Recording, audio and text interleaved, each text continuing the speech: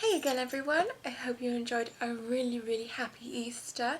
It was great for me. I ate a little bit too much chocolate, but win some, lose some.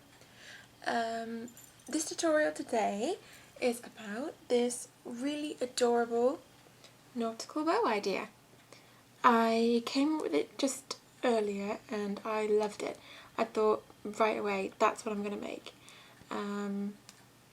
I love it. I love these little dangly bits. Makes it look so cute. And a little golden anchor button. I absolutely love it. Hopefully I'll be able to do another video tomorrow, so I'll have a couple coming up at once. I've been really busy this past weekend and I'm really sorry you guys, I've been kind of neglecting YouTube.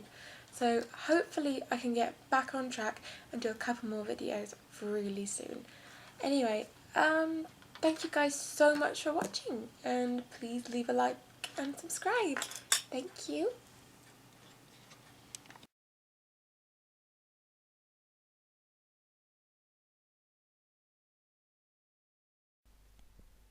Okay, so this is what I used.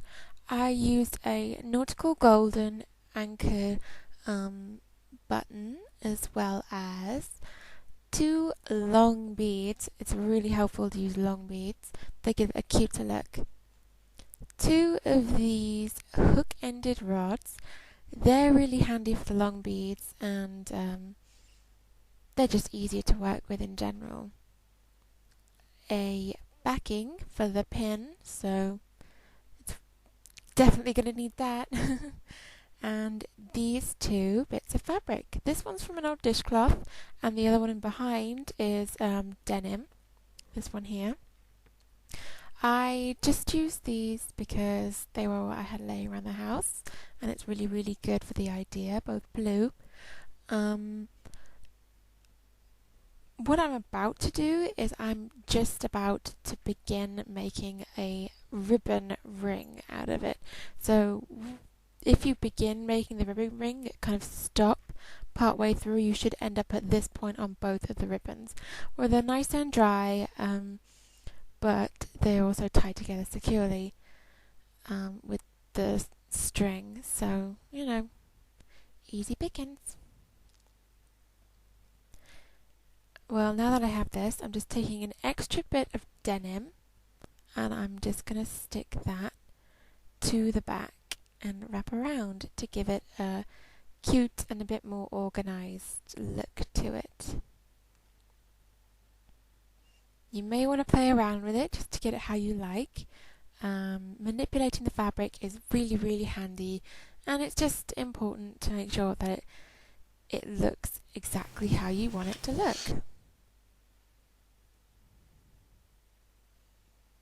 Right now I'm just playing with it, making sure I get it just right. I'm just going to take out my fabric glue and tidy it up a little bit. There's some dry glue from the last use. I should have cleaned it before, but doesn't matter. Now I'm just going to glue this top section here. Just a little blob and flap it down on top of the back. That way it just will stay nice and secure. Making sure I have it nice and straight, exactly how I wanted it. I'm going to put some glue right on the bit that I just closed up, give it a good helping and spread it out evenly across the width of the strap and then fold that back on top. So we now have a ribbon. Yay! Cut off the excess like I'm doing just now. And then this is what we're finished with. A lot tidier and a lot neater. I'm just going to leave that now to dry for a little bit, make sure it's nice and ready.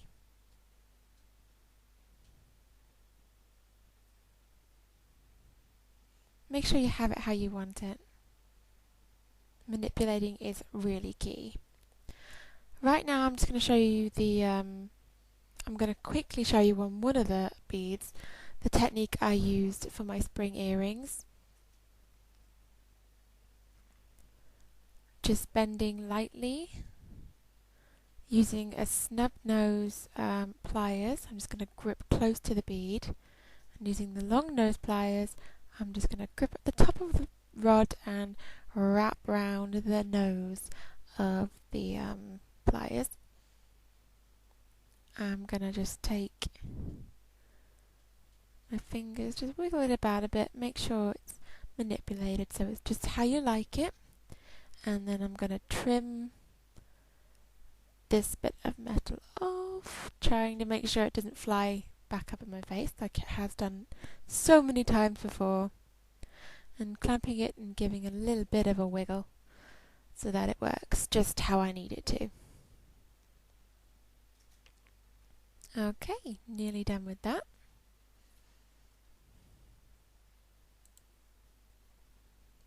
Now that I'm left off with this beautiful ribbon, beautiful if I do say so myself, I'm going to take my button and place it how I want it, just to make sure I get the right idea. Poking the thread, that already has a knot in the end by the way, just to make sure you know. Poke the needle through, feed up, and then feed the needle through the hole at the back of the button. And then feeding it back down into the fabric, pulling it through and giving a little bit of a wiggle, so it's just how I like it.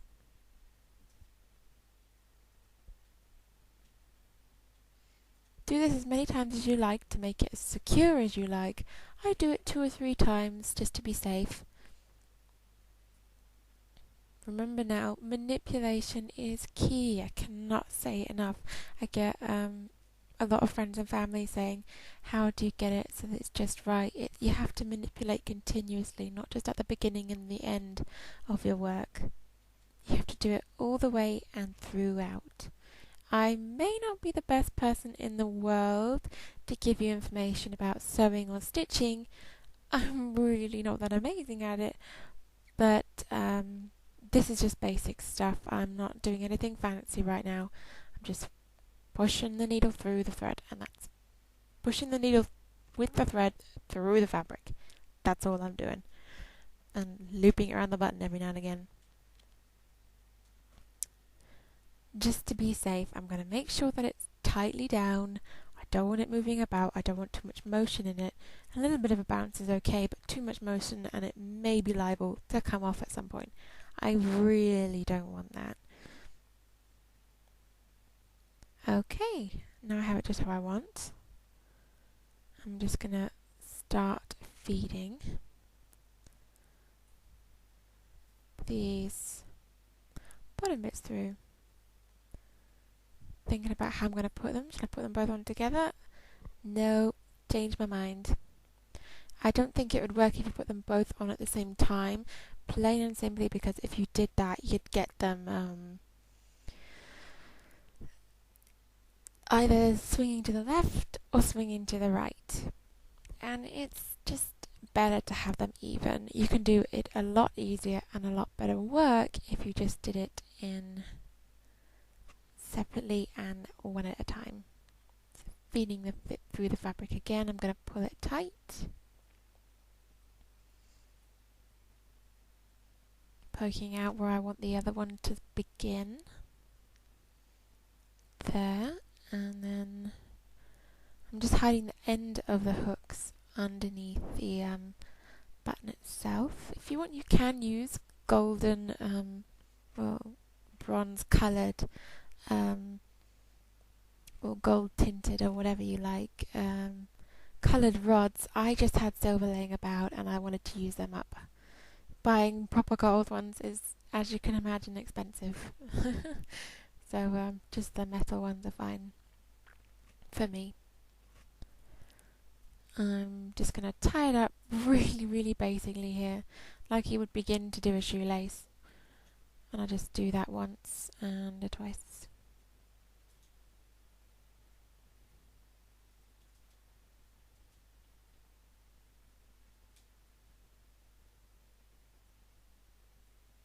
almost finished. Snip.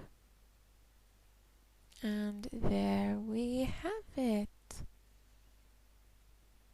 There is, it's almost finished now. Just takes a little bit longer.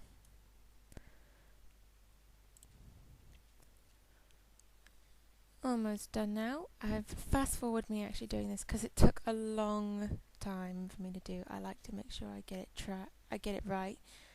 So I'm just feeding it through the bottom, and there we go.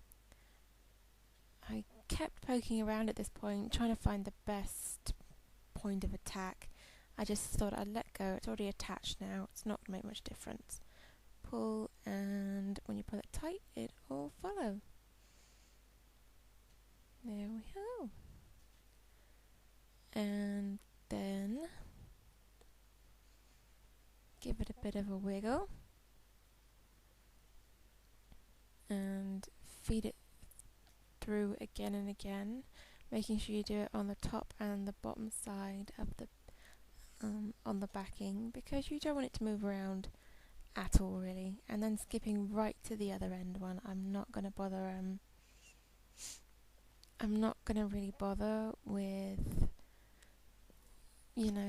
doing the middle one. It's just a bit of a faff. If you really want to be secure, feel free, but I'm not that worried about it, so it's entirely up to you.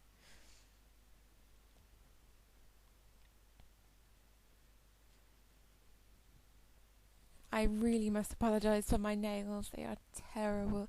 I'm not very good at doing nail varnish, and I promise you I won't give you any tutorials on it because it's the blind leading the blind. But if you guys can suggest any really,